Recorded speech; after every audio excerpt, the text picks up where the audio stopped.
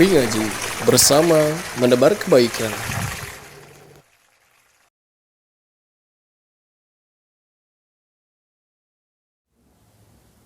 Nahmaduhu, kita memujinya, wa nastaghfiruh, dan kita juga memohon ampun atas segala dosa-dosa kita. Wa na'udzu billahi min syururi anfusina, dan kita berlindung kepada Allah Subhanahu wa taala dari segala keburukan jiwa-jiwa kita. Wa min sayyiati a'malina, dan dari segala keburukan perbuatan-perbuatan kita. Fa innahu man yahdihillah fala mudhillalah, karena sungguh siapapun yang Allah Subhanahu wa taala diberikan padanya petunjuk, maka tidak ada satu orang pun yang mampu untuk menyesatkannya. Wa may yudlilillah fala hadiyalah. Sebaliknya, barang siapa yang Allah Subhanahu wa taala sesatkan, palingkan dari jalan hidayahnya, maka tidak ada seorang pun yang bisa memberikan petunjuk kepadanya. Asyhadu an la ilaha illallah wahdahu la syarika lahu wa asyhadu anna Muhammadan abduhu wa rasuluh. Dan kita bersaksi bahwasanya tidak ada sesembahan yang berhak untuk kita sembah kecuali Allah Subhanahu wa taala. Dan kita juga bersaksi bahwasanya tidak ada seseorang yang patut untuk diikuti jalannya kecuali baginda sallallahu alaihi wasallam, yaitu hamba Allah Subhanahu wa taala dan utusan Allah Subhanahu wa taala.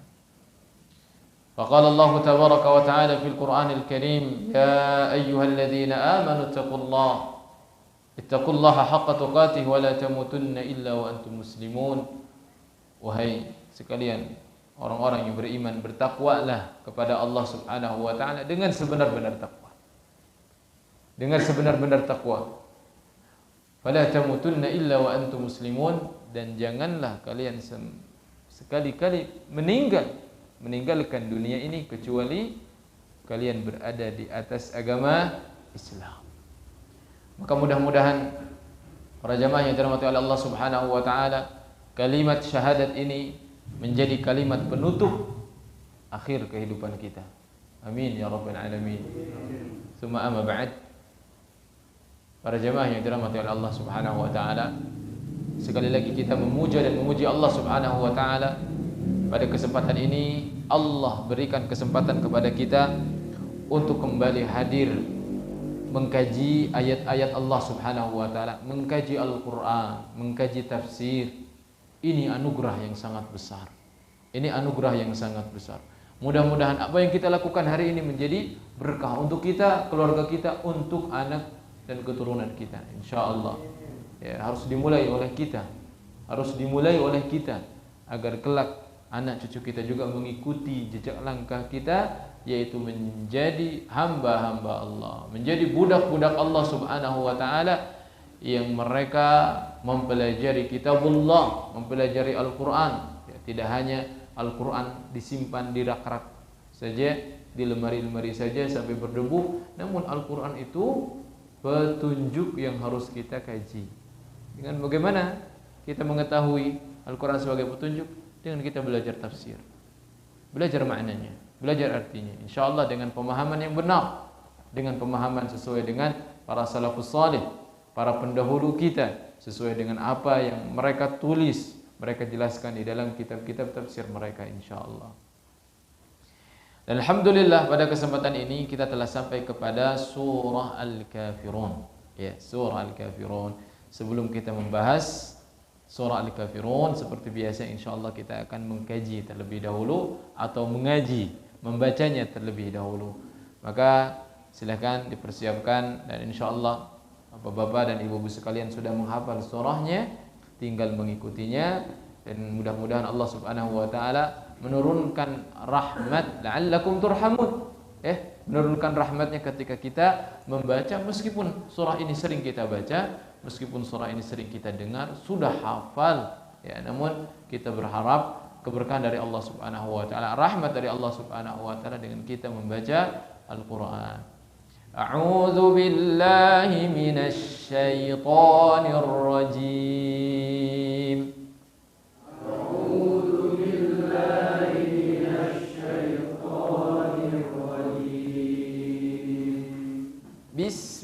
Bismillahirrahmanirrahim.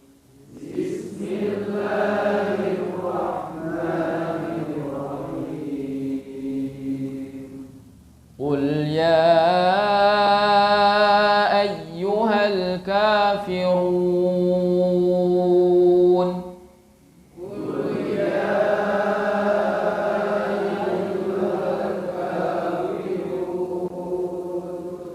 La a'budu ma ta'budun.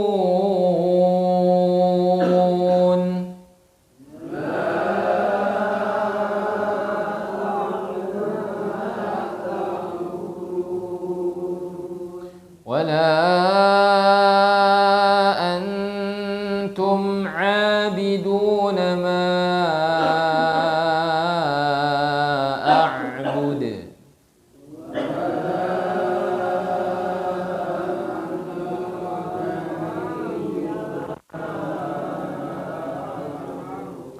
ولا أنا عابد ما عبدتم.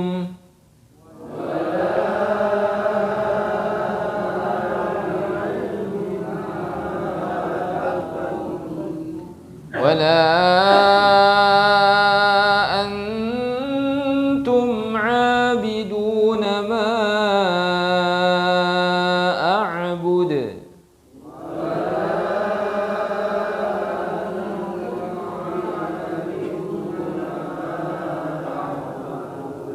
لكم دينكم ولي دين.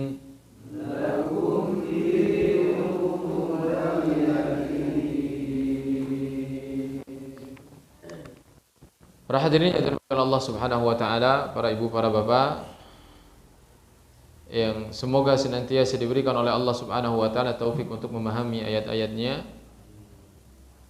Surah Al-Kafirun ini adalah surah yang ke-109 ya dalam Al-Qur'an, memiliki 6 ayat. Ada 6 ayat. Surah Al-Kafirun maknanya adalah orang-orang kafir. Dia bentuk jama' ya. Dari kafirun adalah seorang kafir dijamakkan menjadi kafiruna, orang-orang kafir. Jamak mudzakkar salim. Ya. Nah, surah ini selain dinamakan dengan surah Al-Kafirun, dinamai juga dengan surah Qul ya ayyuhal kafirun. Ya, jadi kadang-kala surah itu tidak hanya memiliki satu nama saja, para bapak, para ibu ya. Kadang-kadang ada yang kedua nama, lebih dari 3 nama. Ya, makanya banyak yang menulis ya tentang kontroversi penamaan surah, perselisihan dalam penamaan surah menurut ulama tertentu ya, seperti itu. Kenapa demikian? Ya karena diperselisihkan apakah penamaan surah ini dari baginda sallallahu alaihi wasallam atau ya dari selain beliau gitu. Ijtihad ya. Baik. Selain itu pula surah Al-Kafirun ini dinamai dengan surah Al-Ikhlas. Nah, ya. Kalau kita tahunya kan surah Al-Ikhlas apa? Qul huwallahu ahad. Nah, dalam pembahasan kita ini surah Al-Kafirun itu dinamai dengan surah Al-Ikhlas juga. Surah Al-Ikhlas. Jadi kalau nanti saya mau baca surah Al-Ikhlas, ketika baca qul ya ayyuhal kafirun, loh kok qul ya ayyuhal kafirun? Nah, sudah ngaji, ya, udah ngaji. Di mana salah satu nama dari surah Al-Kafirun adalah surah Al-Ikhlas. Kenapa seperti itu? Karena esensi daripada surah Al-Kafirun ini sama dengan surah Al-Ikhlas. Kandungannya adalah sama dengan surah Al-Ikhlas. Ada perbedaan, ada persamaan. Kalau kita pada pertemuan sebelumnya kita membahas surah Al-Ikhlas, dan surah Al-Ikhlas itu merupakan penanaman prinsip ilmu di dalam jiwa kita tentang Allah Subhanahu wa taala, tentang keesaan Allah Subhanahu wa taala. Qul huwallahu ahad, Allahus samad, lam yalid wa lam yulad wa lam yakul lahu kufuwan ahad. Katakan Allah itu esa, satu. As-samad, Allah tidak butuh kepada siapapun, sebaliknya segala sesuatu bergantung kepadanya. Lam yalid wa lam yulad. Allah tidak beranak, tidak pula diperanakan. Wa lam yakul lahu kufuwan ahad. Tidak ada sekutu bagi Allah Subhanahu wa taala. Tidak ada satupun tandingan bagi Allah Subhanahu wa taala. Itu adalah ilmu tentang tauhid yang harus kita tancapkan dalam diri kita. Begitulah Allah Subhanahu wa taala. Begitulah keesaan Allah Subhanahu wa taala. Kita mengetahuinya dari surah Al-Ikhlas, dari surah Qul huwallahu ahad. Kemudian berikutnya kita mempelajari surah Al-Kafirun. Ternyata para ulama menamakan ini dengan surah Al-Ikhlas juga. Pertanyaannya mengapa? Jawabannya adalah karena surah Al-Kafirun itu adalah berisi tentang bara'ah, yaitu tauhid yang diaplikasikan oleh seseorang di dalam kesehariannya. Kalau tadi ilmu yang harus dia tancapkan ke dalam dirinya tentang tauhid Allah Subhanahu wa taala, sekarang membutuhkan pembuktian, di mana Al-Kafirun surah Al-Kafirun menjadi pembuktian seseorang yang mengaku bahwasannya dia telah mengesahkan Allah Subhanahu wa taala. Dengan apa itu? Dengan dia berlepas diri dari kesyirikan. Ya? Paham? Kan syirik itu menyekutukan. Secara ilmu kita sudah tahu Allah itu tidak memiliki sekutu. Namun secara amaliyah itu juga harus dibuktikan. Dengan apa? Dengan surah Al-Kafirun. Dengan surah Al-Kafirun. Nah, dan nanti kita akan tahu, kita akan mengetahui dari penafsiran surah Al-Kafirun yang ditafsirkan oleh para ulama rahimahumullahu taala tentang surah Al-Kafirun. Namun sebelum ke sana, maka kita bahas dari sisi keutamaan surah Al-Kafirun. Keutamaan surah Al-Kafirun. Kalau pada pembahasan surah Al-Ikhlas pernah saya sebutkan, dulu Rasulullah sallallahu alaihi wasallam pernah mengutus seseorang ya pada satu operasi militer khusus, ya Syria gitu ya, menjadi pemimpin. Kemudian orang tersebut mengimami salat. Namun ketika dia salat yang dibaca apa? Qul hu lagi sampai viral, sampai disampaikan kepada Rasulullah sallallahu alaihi wasallam. Ya. Namun ketika ditanya, "Kenapa kamu membaca surah Qul hu ya? Qul huwallahu ahad lagi, Qul huwallahu ahad." Maka beliau apa? Dia menjawab bahwasanya di sana ada sifat Ar-Rahman. Dan aku suka. Apa kata Rasulullah sallallahu alaihi wasallam? Allah telah mencintaimu. Simpel, dengan surah Qul hu mendapatkan cinta dari Allah Subhanahu wa taala. Nah, dalam surah Al-Kafirun ini juga banyak keutamaannya. Di mana kata Rasulullah sallallahu alaihi wasallam dalam sebuah hadis, ya, dalam hadis riwayat Ibnu Khuzaimah, beliau mengatakan ni'matis suratan yaqra'u bihima fi rak'atain qabla al-fajr. Sebaik-baik surah yang dibaca ketika 2 rakaat qabliyah subuh, Qul huwallahu ahad wa qul ya ayyuhal kafirun. Membaca apa? Qul huwallahu ahad dan qul ya ayyuhal kafirun. Salat 2 rakaat sebelum subuh itu yang dikatakan oleh Rasulullah bagaimana? Khairun minad dunya wa ma fiha. Lebih baik dari dunia dan seluruh isinya. 2 rakaat saja. 2 rakaat sunnah sebelum salat subuh. Sebelum salat subuh. Bahkan ketika seorang mendawamkannya, kemudian dia terlewat, tidak kedapatan salat qabliyah, dia bisa mengqadanya setelah salat subuh. Saking agungnya keutamaannya. Ya, agungnya keutamaannya. Dan dibaca di sana 2 surah. Qul huwallahu ahad dan juga qul ya ayyuhal kafirun. Itu keutamaan yang pertama. Kemudian sahabat yang mulia Abdullah bin Mas'ud mengatakan, "Ma sami'tu min Rasulillah sallallahu alaihi wasallam yaqra'u fi rak'atayn ba'da al-maghrib wa fi rak'atayn qabla salat al-fajr qul ya ayyuhal kafirun wa qul huwallahu ahad." Kata beliau, enggak terhitung saking banyaknya, saking seringnya Rasulullah sallallahu alaihi wasallam membaca pada 2 rakaat ba'da maghrib. 2 rakaat apa? Ba'da maghrib, berarti barusan. ba'diyah, salatul maghrib.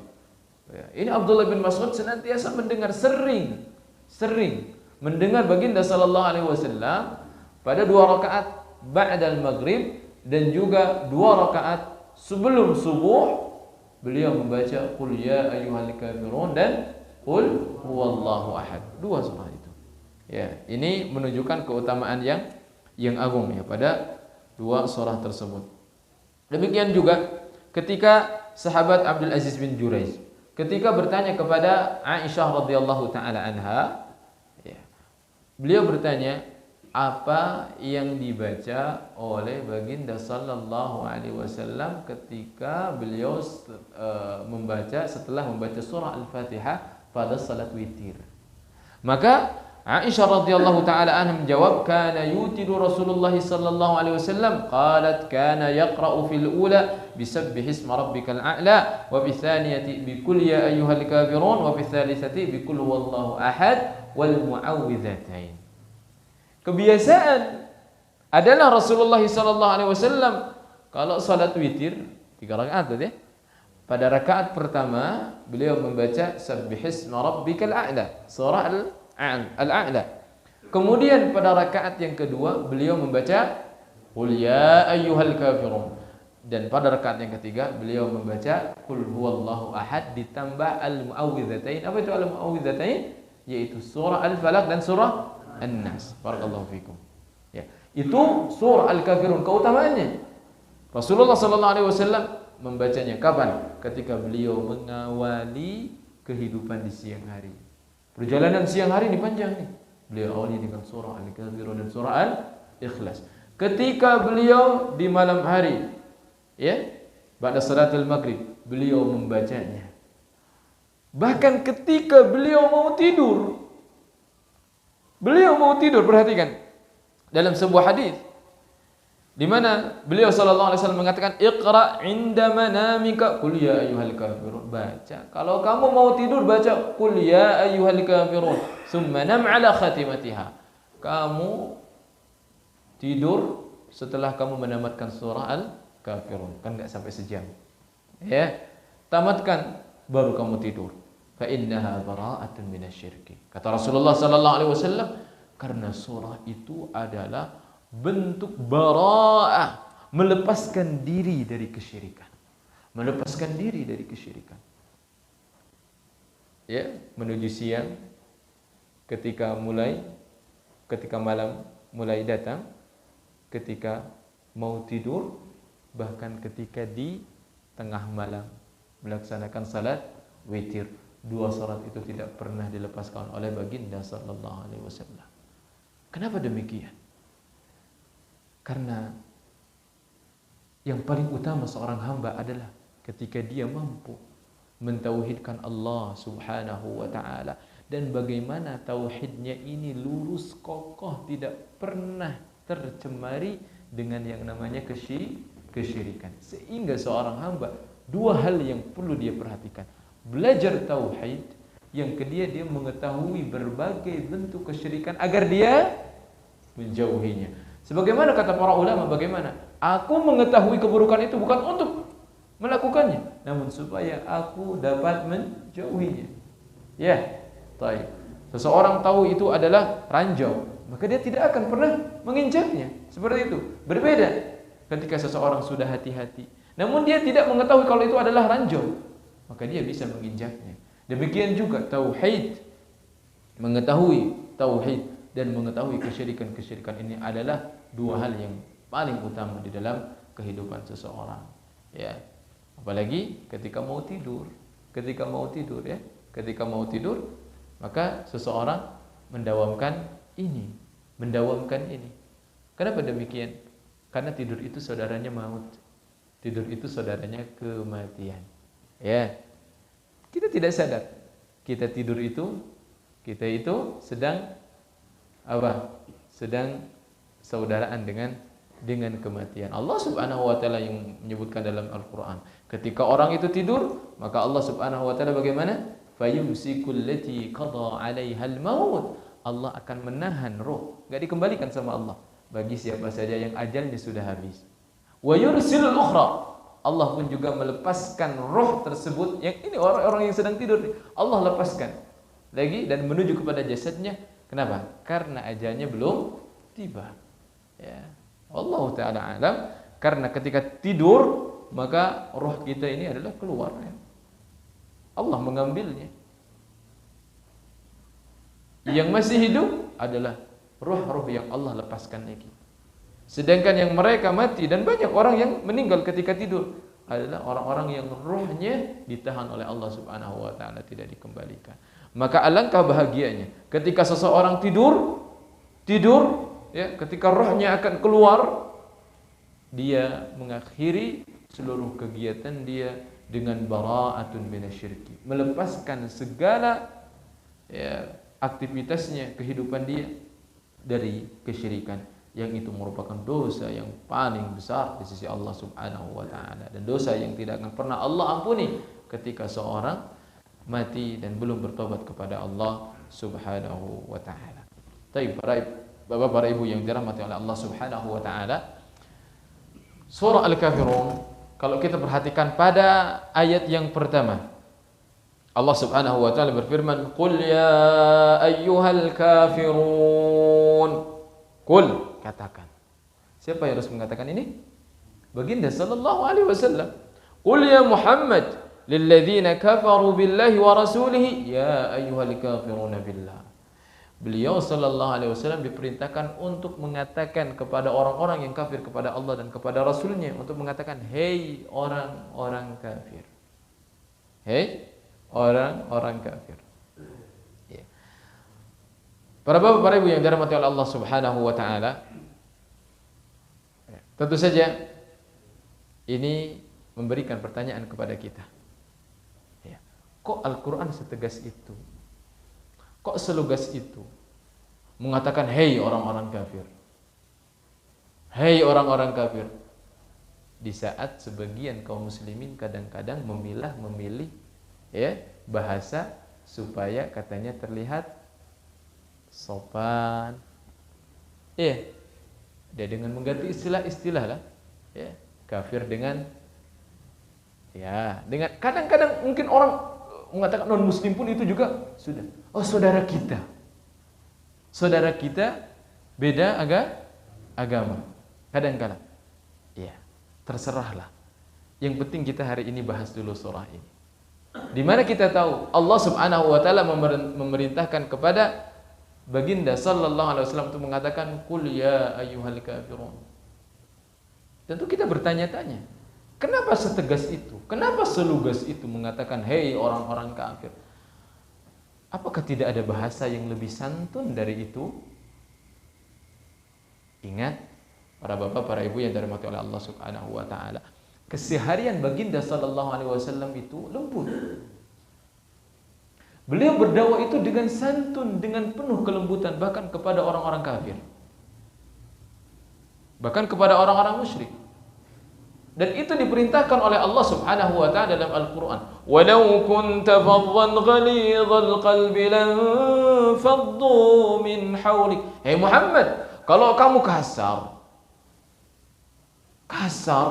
kaku, bengis, ketus gitu loh, orang-orang itu gak ada yang suka sama kamu. Kalau begitu caranya, pasti mereka itu akan berlari dari kamu.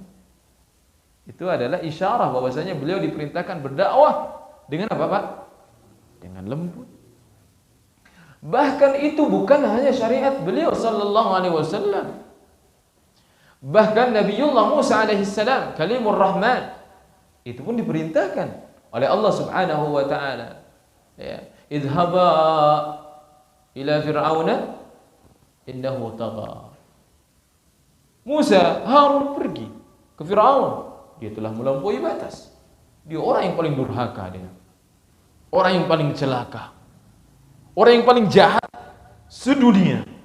Firaun, kejahatannya pada level tertinggi. Dia mengklaim dirinya sebagai Tuhan, bayangkan. Maka Allah Subhanahu wa taala mengutus Nabiullah Musa dan memerintahkan beliau untuk pergi ditemani dengan Harun, pergi kepada Firaun. فقولا له قولا لينا لعله يتذكر أو يخشى. Tapi ingat Musa, kamu ucapkan perkataan yang santun, yang lembut kepada Firaun.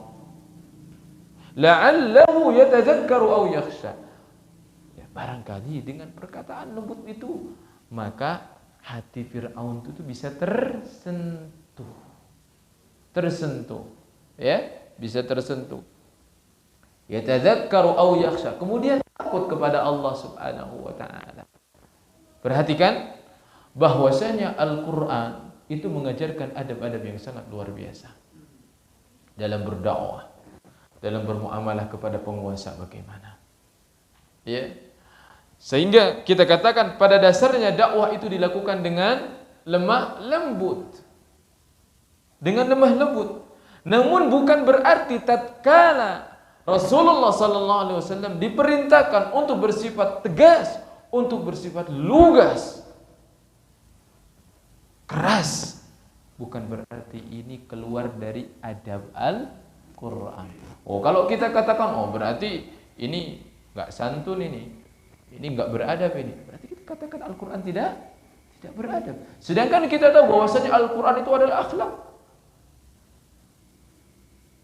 Bagaimana mengajarkan kita memiliki akhlak kepada Allah. Tauhid itu adalah setinggi-tinggi akhlak. Kita beradab kepada Allah, Zat yang telah menciptakan kita, memberikan rizki kepada kita, mengatur kehidupan kita. Dari mulai kita bangun sampai kita tidur, Allah mengatur kita. Namun kenapa kita tidak mau beribadah kepada Allah? Bahkan ada orang-orang yang malah beribadah kepada selain Allah. Bukankah dia tidak beradab? Al-Quran mengajarkan adab. Al-Quran juga mengajarkan muamalah antara sesama makhluk. Wa aqimus shalah wa atuz zakah. Tunaikan zakat. Wa ahsinu, berbuat baiklah. Innallaha yuhibbul muhsinin. Allah menyukai orang-orang yang berbuat baik. Allah memerintahkan sedekah. Allah memerintahkan mengucapkan salam. Wa idza huyyitum bi tahiyyatin fahayyu bi ahsana minha. Kalau seseorang diucapkan kepadanya salam, maka balaslah dengan ucapan yang lebih baik. Assalamualaikum waalaikumsalam warahmatullah. Assalamualaikum warahmatullah. Waalaikumsalam warahmatullahi wabarakatuh. Dibalas dengan ucapan yang lebih baik. Akhlak bukan itu? Akhlak. Setiap yang diajarkan oleh baginda sallallahu alaihi wasallam adalah akhlak. Sehingga ketika Aisyah radhiyallahu taala anha ditanya bagaimana akhlak baginda sallallahu alaihi wasallam, maka beliau menjawab, kana khuluquhul Qur'an. Akhlaknya itu adalah Al-Quran. Sehingga Al-Quran dari awal sampai akhirnya adalah akhlak. Sehingga ketika kita sedang membahas orang-orang kafir dan Allah memerintahkan untuk mengatakan, hei orang-orang kafir, maka itu bagian dari akhlak. Yaitu kita menempatkan sesuatu sesuai dengan tempatnya, sesuai dengan porsinya, sesuai dengan keadaannya. Maka kita bertanya-tanya, sebetulnya apa yang mendorong Rasulullah sallallahu alaihi wasallam diperintahkan oleh Allah untuk mengatakan hei orang-orang kafir? Itu kan menjadi pertanyaan kita. Para bapak, para ibu yang dirahmati oleh Allah Subhanahu wa taala. Ayat ini ada sebabnya. Ayat ini ada sebabnya. Apa sebabnya? Sebabnya adalah baginda sallallahu alaihi wasallam itu senantiasa berdakwah, tidak pernah berhenti berdakwah. Siang dan malam beliau berdakwah. Beliau berjalan ke pasar-pasar, ke lorong-lorong, mengatakan, ya ayuhan nas qulu la ilaha illallah tuflihu. Hei manusia, ucapkan la ilaha illallah, kalian akan beruntung. Ya. Terus orang-orang kafir setelah itu berusaha untuk mencegah, untuk menjegal baginda sallallahu alaihi wasallam. Mereka tidak mengatakan, Muhammad, ya, udah kamu ikut agama kami saja. Enggak begitu. Mereka meminta baginda sallallahu alaihi wasallam untuk diam. Enggak usah kamu singgung-singgung sesembahan kami gitu. Ya, karena di dalam Al-Qur'an itu kan sesembahan-sesembahan selain Allah itu dibongkar habis-habisan kelemahannya. Malakum la tantiqun, ya. Malakum la tanasarun. Kenapa enggak bisa ngomong tuh patung? Kenapa enggak bisa saling menolong? Bahkan ingat kisah Nabi Ibrahim. Ya kan? Nabi Ibrahim, kenapa ketika patungnya dihancurkan, kenapa patung tersebut diam saja? Kenapa? Kelemahannya dibongkar habis-habisan. Enggak terima orang-orang musyrik, maka meminta kepada baginda sallallahu alaihi wasallam untuk diam. Bahkan pernah membujuk rayu yang menjadi pamannya Abu Talib untuk menghentikan yang menjadi keponakannya ini, Muhammad sallallahu alaihi wasallam. Hampir-hampir Abu Talib menuruti keinginan mereka. Namun setelah baginda sallallahu alaihi wasallam mengatakan, "Wahai pamanku, andai kata matahari diletakkan di tangan kananku dan bulan diletakkan di tangan kiriku, ya, aku tidak akan pernah meninggalkan agamaku.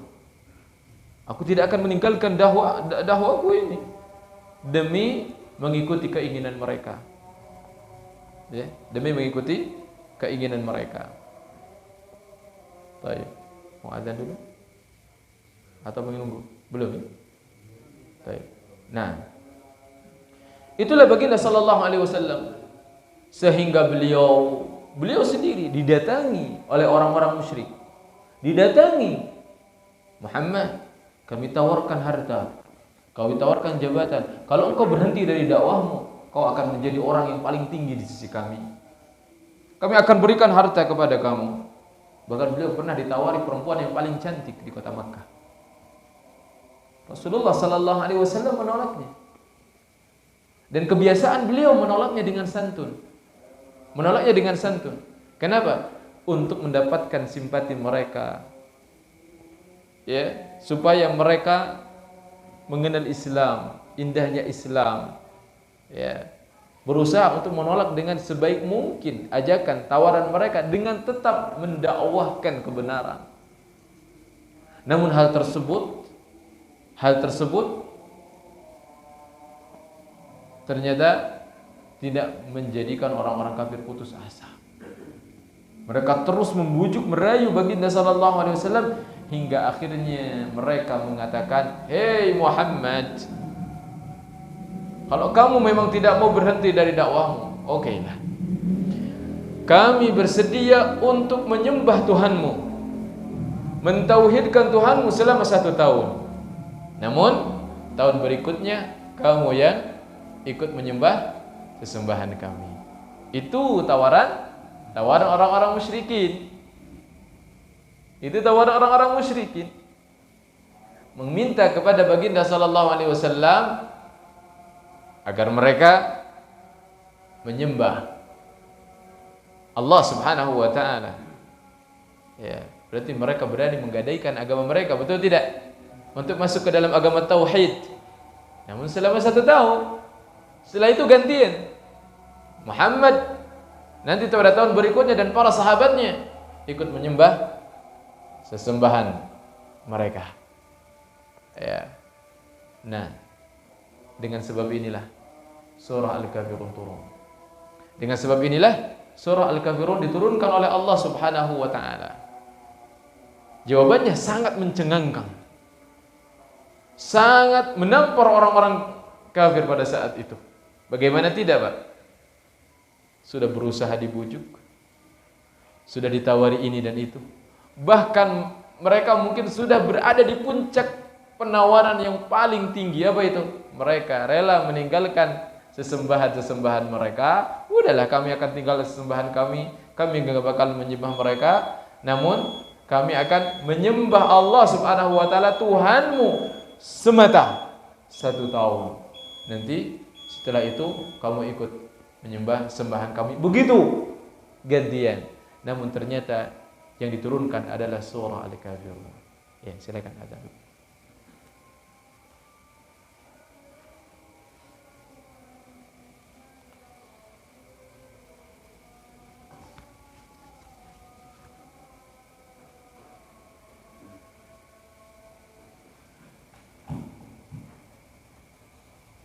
Allahu Akbar, Allahu Akbar, Allahu Akbar, Allahu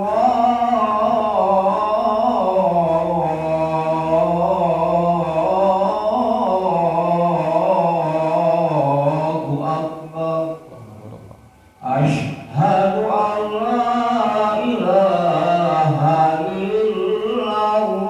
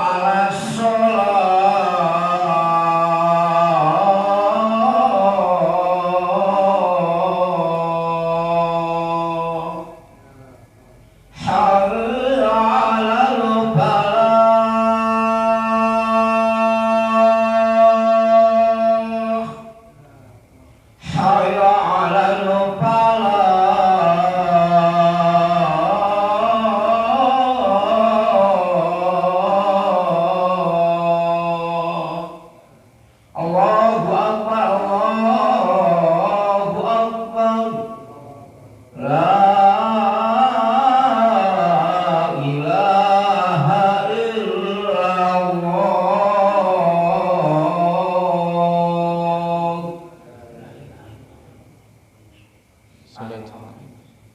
Masyaallah. Wa ba'al maqam inna qala.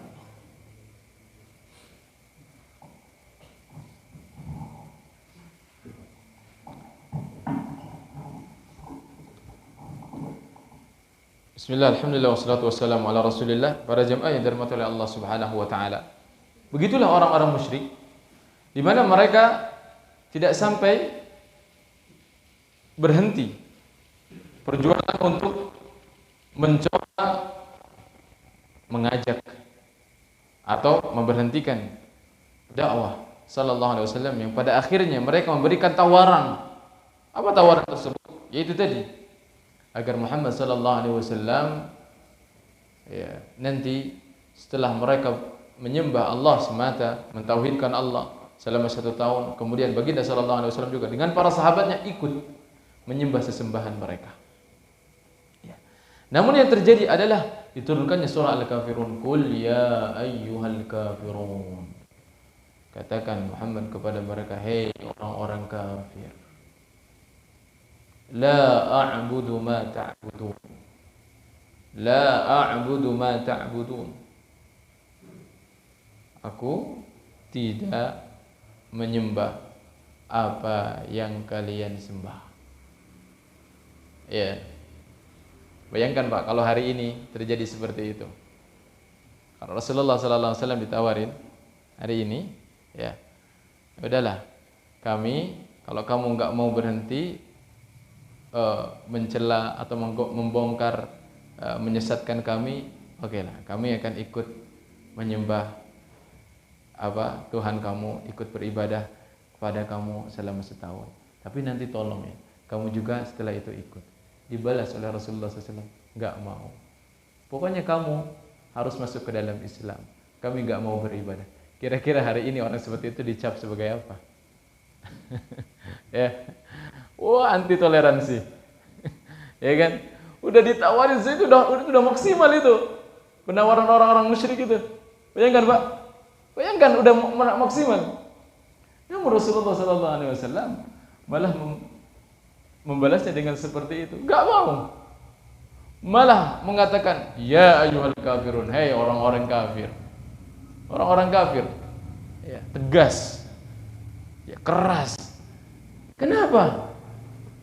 Masafah ba'idah, jarak yang jauh antara kami dengan antara kalian.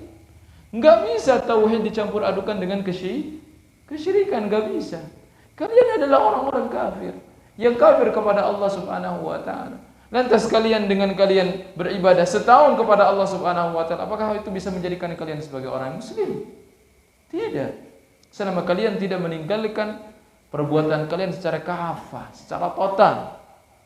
Dan kami di atas prinsip kami tidak akan meninggalkan ajaran kami, meski itu adalah cuma sekali kami menyekutukan Allah subhanahu wa ta'ala. Begitulah, kadangkala ketegasan itu diperlukan, ya. Tegas kita diperlukan. Ya, masa kita berhadapan dengan orang-orang kafir, ya, masa kita harus lembut terus? Kan nggak bisa lembut terus. Masa kalau Bapak di medan perang ditantang oleh musuh, ayo Pak, kita duel. Siapa yang menang dan siapa yang mati? Masa kita jawabnya, oh punten, sekedap badannya anak gelap pedangnya. Kan enggak gitu. Oh, ayo. Gitu Pak. Iya kan? Ayo. Seperti itu. Maka ada keadaan-keadaan yang harus orang muslim itu adalah berprinsip, tegas. Kenapa? Ini soal akidah.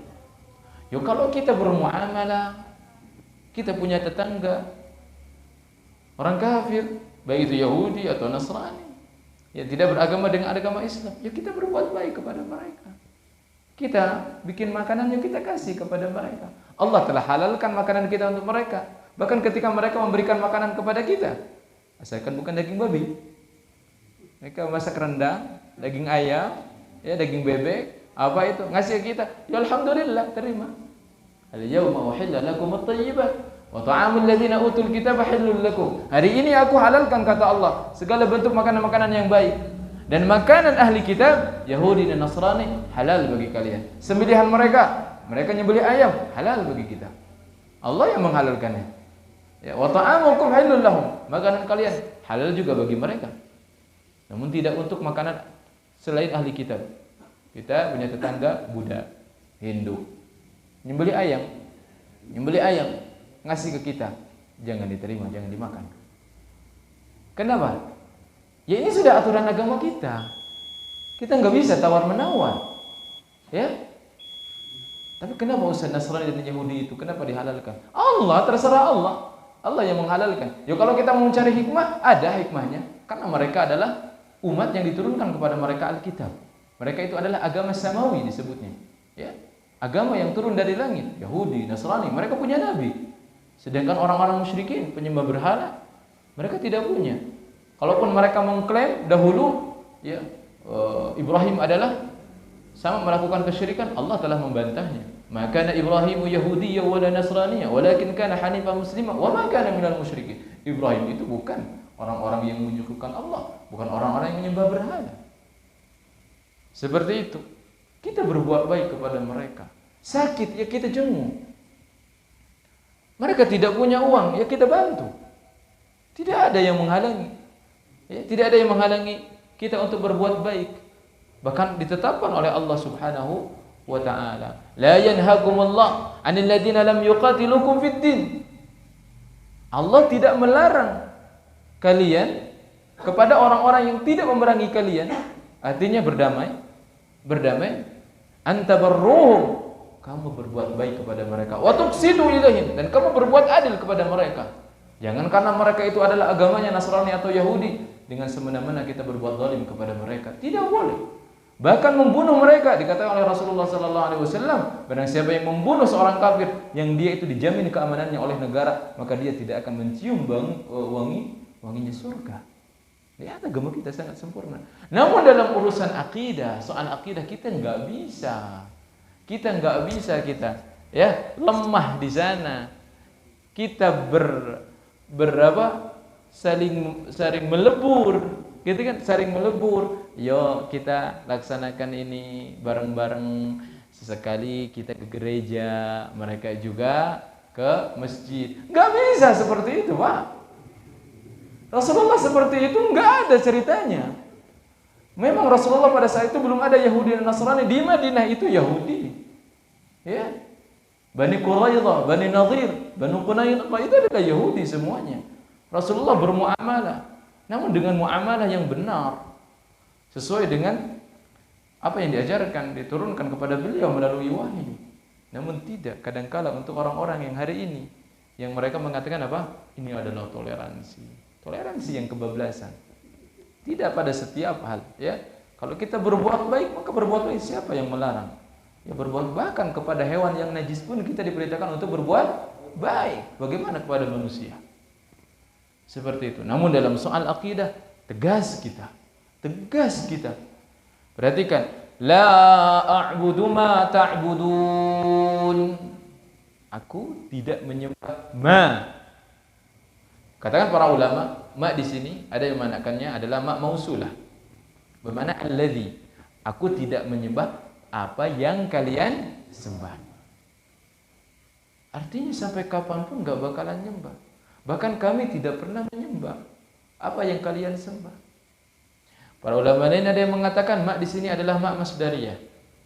Di mana artinya ma a'budu ibadatakum. Kami tidak beribadah sebagaimana tata cara kalian beribadah. Di dalam ayat ini kalau kita merujuk penafsiran para ulama ada dua hal.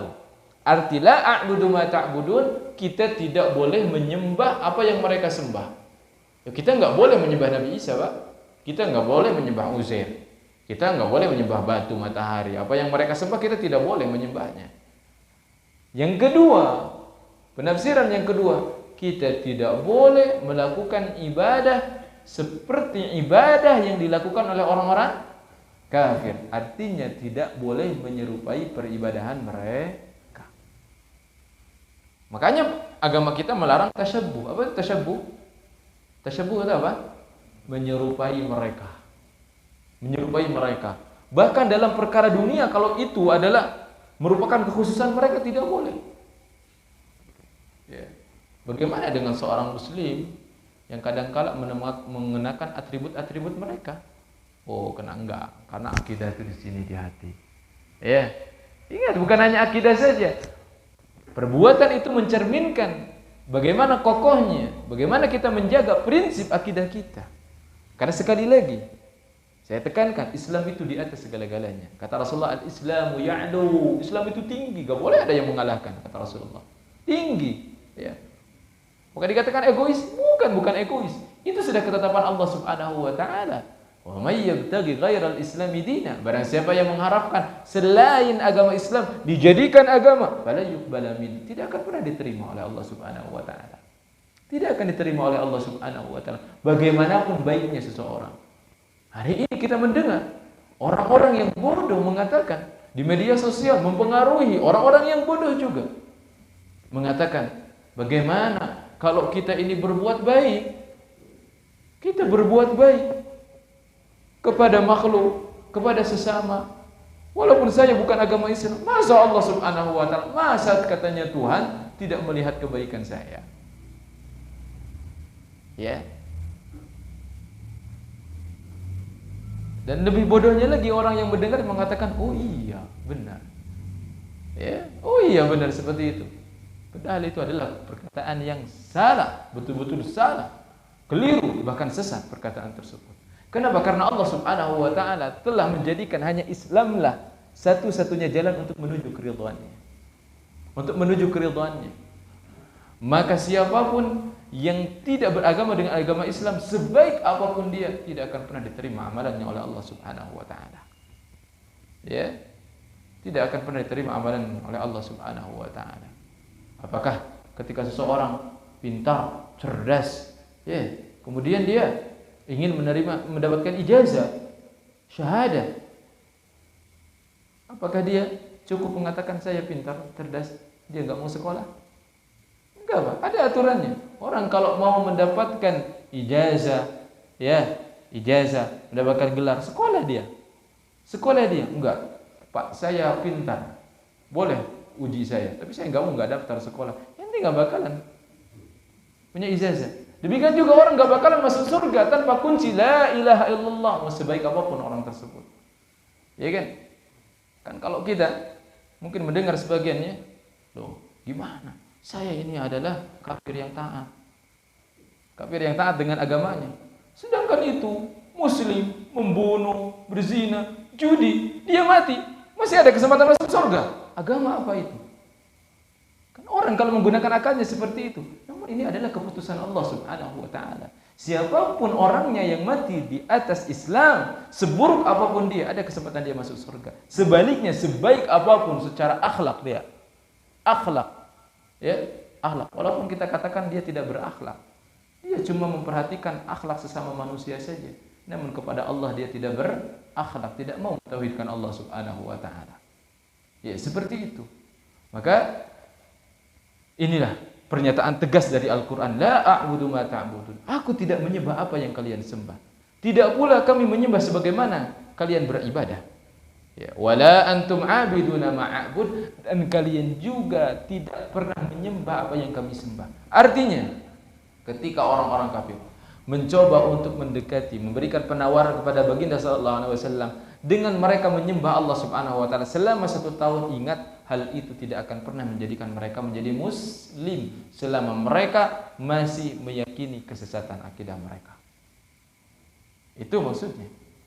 Wala antum abiduna ma'abud wala ana abidum ma'abadtum. Ayat ini seolah-olah diulang. Kalau tadi jumlah fi'liyah, pada ayat yang kedua pakai fi'il, abada ya'budu. Kalau ini jumlah ismiyah, ana abidu wala ana abidum ma'abadtum. Saya tidak menyembah apa yang kalian sembah. Ya. Maknanya sama, redaksinya saja berbeda. Namun redaksi berbeda juga bisa memberikan makna yang berbeda. Sebagaimana dikatakan oleh para ulama, ayat yang pertama itu memiliki makna wa la a'budu ma ta'budun, aku tidak pernah menyembah apa yang kalian sembah. Sedangkan ayat yang keempat, wala ana 'abidun, dan aku tidak akan pernah menyembah apa yang kalian sembah. Tidak pernah atau belum pernah dan tidak akan pernah. Sama atau beda? Beda. Kalau belum pernah menunjukkan, menafikan, meniadakan perbuatan yang telah lampau. Kalau saya tidak akan pernah, itu menafikan, meniadakan sesuatu yang akan datang. Artinya dari mulai kamu mengatakan itu, kamu jangan menyangka wahai orang-orang kafir bahwasanya kami ini pernah menyembah sesembahan kalian. Tidak, kami tidak pernah menyembah sembahan kalian satu kali pun, dan kami pun tidak akan pernah menyembah sesembahan kalian. Tegas itu. Surah Al-Kafirun. Ya. Wala antum 'abiduna ma'abud. Diulang lagi. Kenapa diulang lagi? Ya, sebagian para ulama mengatakan karena orang-orang kafir pun berulang-ulang meminta baginda sallallahu alaihi wasallam untuk memenuhi permintaan mereka, sehingga Rasulullah pun mengulang lagi perkataan itu. Kata para ulama, itu kenapa diulang-ulang? Ya, wala antum 'abiduna ma'abud lakum dinukum waliyadin. Sudah. Agama kalian adalah punya kalian, agama kami adalah agama kami. Ya. Namun ada saja orang-orang yang keliru, orang-orang yang menyimpang. Dia menafsirkan ayat ini serampangan, sembarangan. Tidak melihat tafsir para ulama. Ketika ayat Al-Quran mengatakan lakum dinukum waliyadin, agama kalian buat kalian, agama saya buat saya. Mereka mengatakan, oh agama itu sama. Ya, agama itu sama. Silahkan kita menyembah, beribadah dengan keyakinan masing-masing, menuju Allah dengan caranya masing-masing. Konyol itu. Dari awal Allah katakan qul ya ayyuhal kafirun. Apa arti orang-orang kafir itu? Ya, mereka enggak baca itu Al-Qur'an keseluruhan. Menafsirkan serampangan orang-orang liberal itu. Ya. Tidak seperti itu tafsirnya. Justru ini adalah lakum dinukum waliyadin. Itu adalah penghinaan kepada mereka. Ya. Jadi mereka berani-beraninya menawarkan tawaran itu kepada baginda sallallahu alaihi wasallam. Maka dijawab oleh Rasulullah sallallahu alaihi wasallam berdasarkan wahyu, lakum dinukum waliyadin. Agama kalian buat kalian saja. Ya. Dan ini adalah agamaku. Agama saya untuk saya. Hanya agama inilah yang diridhai oleh Allah Subhanahu wa taala. Sedangkan antum wa ma ta'budun, sedangkan kalian dan apa yang kalian sembah fi nari jahannam. Banyak Al-Qur'an yang menyatakan kelak nanti di hari kiamat di mana matahari itu disembah. Betul tidak? Allah Subhanahu wa taala dalam sebuah hadis sebutkan bahwasanya nanti matahari itu dan bulan akan dikumpulkan, disatukan. Kemudian semuanya akan dimasukkan ke dalam jahannam. Berarti dua sekali jahannam itu. Matahari sampai bulan masuk ke neraka jahannam. Dimasukkan ke dalam neraka jahannam untuk apa? Kata para ulama, kenapa dimasukkan ke dalam neraka jahanam? Untuk menambah kesengsaraan dan penyesalan yang mendalam kepada orang-orang yang pernah menyembah matahari. Tuhan kami masuk neraka. Apalagi kami. Ya kan? Sesembahan-sesembahan itu yang dulu mereka sembah oleh orang-orang kafir, Allah akan kumpulkan antum wa ma ta'budun. Kalian dan apa yang kalian sembah semuanya di neraka jahanam. Mereka akan menangis teriak. Bagaimana Tuhan-Tuhan mereka dimasukkan ke dalam api? Bagaimana mereka yang menyembahnya? Ya tentu lebih layak. Ya, seperti itu. Maka inilah jemaah yang dirahmati oleh Allah Subhanahu wa taala. Kita belajar tafsir Al-Qur'an sejatinya adalah untuk mengokohkan keimanan kita. Ya, untuk mengokohkan keimanan kita. Kita adalah muslim, memiliki agama Islam yang tinggi, setinggi-tingginya di atas segala-galanya, yang meninggikan kita. Ya, manusia, ya, kita rendah hakikatnya. Namun mulia dengan apa? Dengan iman, dengan satu kalimat, la ilaha illallah wa anna Muhammadur Rasulullah. Itu yang telah memberikan kemuliaan kepada diri kita di dunia dan juga di akhirat. Sehingga untuk kita menjaga kemuliaan ini ada pada diri kita sampai kita membawanya nanti di hadapan Allah Subhanahu wa taala, hendaknya kita menjaganya. Dengan apa? Dengan kita belajar. Dengan kita belajar Al-Qur'an. Kita buka tafsirnya ya sesuai dengan apa yang disampaikan oleh para ulama. Demikian juga tadi terakhir bahwasanya kita diperintahkan oleh baginda sallallahu alaihi wasallam dan dicontohkan oleh beliau untuk tadi memperbanyak membaca surah ini. Ya, di awal sampai di akhir. Nah, saya perhatikan ini mudah-mudahan ketika seseorang itu mengamalkan dengan amalan ini secara rutin, dia diberikan taufik oleh Allah ketika menjelang wafatnya untuk mengucapkan la ilaha illallah. Karena la ilaha illallah ini ya kebanyakannya kalau kita saksikan tidak semua orang yang wafat bisa mengucapkan kalimat ini. Bahkan jarang, bahkan saya belum pernah gitu. Belum pernah. Kecuali saya membaca kitab-kitab para ulama.